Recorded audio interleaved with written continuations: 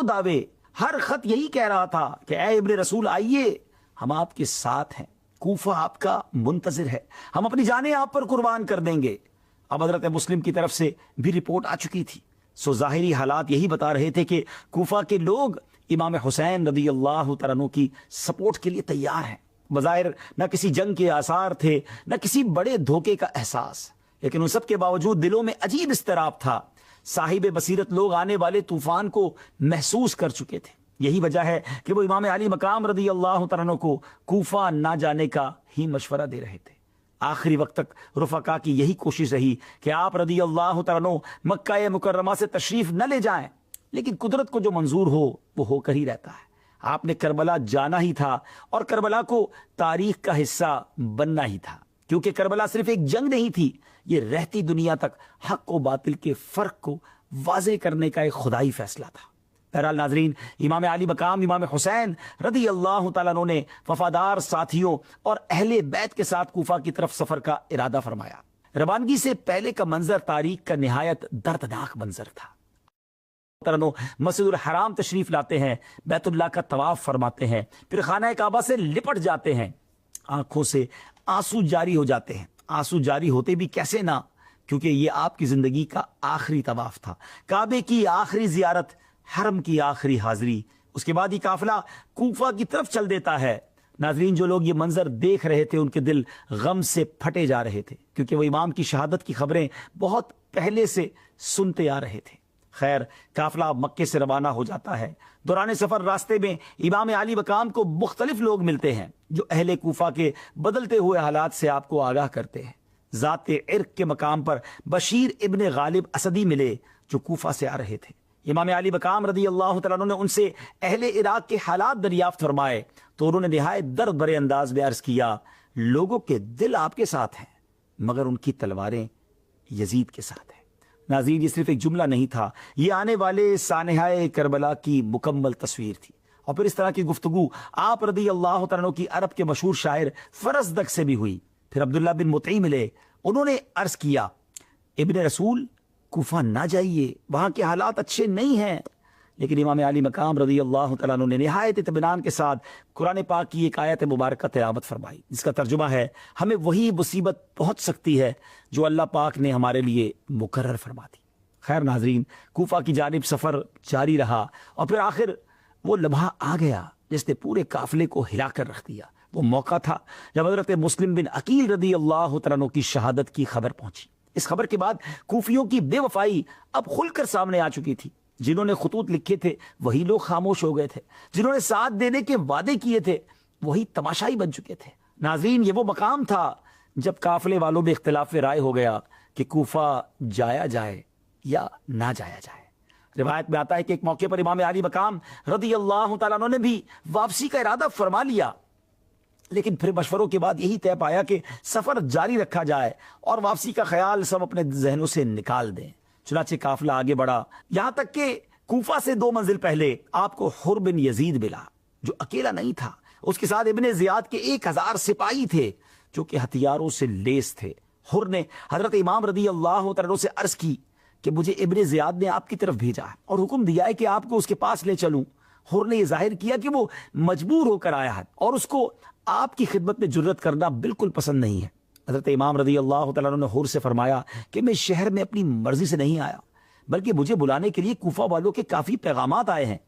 آپ نے کہا، اے اہل کوفہ، اگر تم اپنے عہد و بیعت پر قائم ہو اور تمہیں اپنی زبانوں کا کچھ پاس ہو تو میں تمہارے شہر میں داخل ہوتا ہوں، ورنہ میں یہیں سے واپس چلا جاتا ہوں۔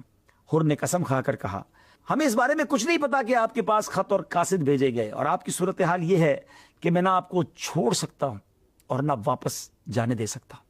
ناظرین، حر کے دل میں خاندان نبوت اور اہل بیت کی عظمت ضرور تھی، اور اس نے کئی نمازیں امام حسین رضی اللہ تعالیٰ عنہ کے پیچھے ادا بھی کی، لیکن وہ ابن زیاد کے حکم کی وجہ سے مجبور تھے، اور اس کو یہ خوف بھی تھا کہ اگر میں نے حضرت امام رضی اللہ تعالیٰ عنہ کے ساتھ کوئی رعایت کی تو ابن زیاد کو یہ بات معلوم ہو جائے گی، کیونکہ اس وقت حر کے ساتھ ابن زیاد کے 1000 سپاہی بھی تھے۔ ایسی صورت میں کسی بات کا چھپانا ان کے لیے پاسبل نہیں تھا، اور اگر ابن زیاد کو معلوم ہو جاتا کہ اس نے حضرت امام رضی اللہ تعالیٰ کے ساتھ ذرا بھی رعایت کی ہے تو وہ نہایت سختی کے ساتھ پیش آتا۔ اس خیال اور خوف سے حر اپنی بات پر اڑا رہا اور اس نے قافلے کا راستہ بدل دیا۔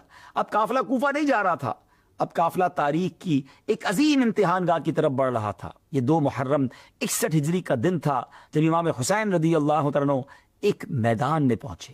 آپ نے دریافت فرمایا جگہ کا نام کیا ہے؟ عرض کیا گیا کربلا۔ یہ نام آپ کے لیے انجان نہیں تھا، آپ رضی اللہ تعالیٰ عنہ جانتے تھے کہ کربلا ہی وہ سرزمین ہے جہاں اہل بیت رسول اپنے خون سے وفا کی نئی تاریخ لکھیں گے۔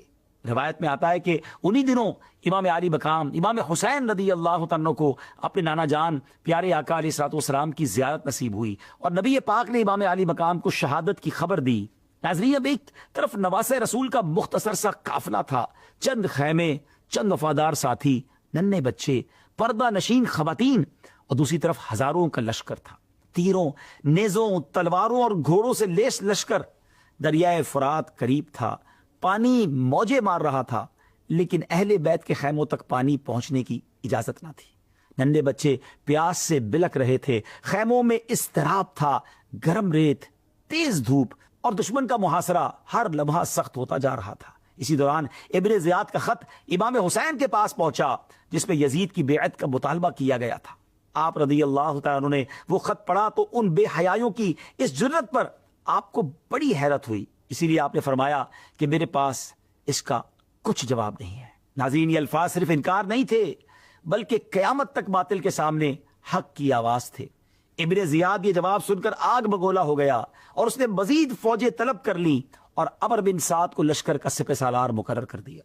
عمر بن سعد یہ اس وقت رے کا گورنر تھا اور اچھی طرح جانتا تھا کہ سامنے کون ہے۔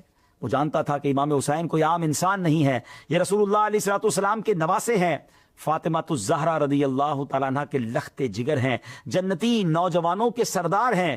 اسی لیے ابتدا میں وہ جنگ سے بچنا چاہتا تھا، مگر ابن زیاد نے اسے 2 ٹوک فیصلہ سنا دیا کہ یا تو رے کی حکومت چھوڑ دو یا حسین سے جنگ کرو رضی اللہ تعالیٰ عنہ۔ ناظرین، یہی دنیا کی محبت نے اس کو تباہ کر دیا۔ چند دنوں کی حکومت، چند لمحوں کی طاقت اور اس کے بدلے میں ہمیشہ کی بدنامی۔ عمر بن سعد دنیا کی لالچ میں آ گیا اور لشکر لے کر امام حسین کے مقابلے کے لیے نکل پڑا۔ ابن زیاد مسلسل مزید فوجیں بھیجتا رہا، یہاں تک کہ عمر بن سعد کے پاس 22,000 کا لشکر جمع ہو گیا۔ سوچئے ناظرین، ایک طرف صرف 100 کے قریب لوگ، وہ بھی جنگ کے لیے نہیں آئے، اور دوسری طرف ہزاروں کا لشکر ہتھیاروں سے لیس۔ تاریخ میں ایسی مثال ملتی نہیں۔ آخر وہ اس مختصر سے قافلے کو اپنے خیال میں سمجھتے کیا تھے؟ کن سے مقابلہ کرنے آئے تھے وہ؟ بات یہ ہے ناظرین کہ یزیدی جانتے تھے کہ جن سے مقابلہ کرنے وہ آئے ہیں وہ کوئی عام لوگ نہیں ہیں، یہ وہ ہیں جن کی رگوں میں ہاشمی خون دوڑ رہا ہے، اور پھر ان کے دلوں میں ہاشمی شیروں کا خوف تو دیکھیں۔ انہوں نے مقابلے میں صرف کئی گنا بڑی فوج نہیں بھیجی بلکہ لشکر امام پر پانی بھی بند کر دیا تاکہ امام کے ساتھی بھوک اور پیاس کی وجہ سے کمزور پڑ جائیں اور پھر جنگ شروع کی جائے۔ ناظرین، 7 محرم شریف سے اہل بیت پر پانی بند کر دیا گیا۔ 10 محرم آ چکی ہے اور یزیدی لشکر اب بھی یہی بحث کر رہا ہے کہ کسی طرح امام حسین رضی اللہ تعالیٰ عنہ یزید کی بیعت کر لیں۔ آپ سے کہا جاتا ہے کہ اگر آپ یزید کی بیعت کر لیں تو یہ تمام لشکر آپ کو پروٹوکول دے گا، آپ کا اکرام و احترام کیا جائے گا، آپ کے لیے خزانوں کے منہ کھول دیے جائیں گے اور دنیا کی دولت آپ کے قدموں پر لٹا دی جائے گی۔ مگر ناظرین، جس دل میں عشق رسول صلی اللہ تعالیٰ علیہ وسلم بسا ہو، جو دل دنیا کی محبت سے بیزار ہو، وہ کب دنیا کی چمک دمک کے سامنے جھکتا ہے؟ امام علی مقام رضی اللہ تعالیٰ عنہ نے دنیا کے مال و دولت، حکومت، آرام و آسائش اور ظاہری طاقت کو ایک لمحے میں ٹھکرا دیا۔ آپ نے راہ حق میں آنے والی ہر مصیبت کو خوش دلی سے قبول فرمایا، مگر مسلمانوں کی تباہی اور بربادی کو گوارا نہ کیا۔ اپنا گھر لٹانا قبول کر لیا، اپنا خون بہانا قبول کر لیا، اپنے اہل بیت کی قربانی قبول کر لی، لیکن اسلام کی عزت میں فرق آنا برداشت نہ کیا۔ اب امام حسین رضی اللہ تعالیٰ عنہ پر یہ بات واضح ہو چکی تھی کہ یہ لوگ صرف جنگ چاہتے ہیں، ان کے دلوں سے حق کی روشنی بجھ چکی ہے اور ان کی تلواریں خون اہل بیت کی پیاسی ہیں۔ اسی لیے آپ رضی اللہ تعالیٰ عنہ نے بھی اپنے خیموں کے پاس خندق کھدوائی اور مقابلے کی تیاری فرمائی۔ آگے کیا ہوا یہ جانیں گے انشاءاللہ اگلے ایپیسوڈ میں۔ اپنی دعاؤں میں یاد رکھیے گا۔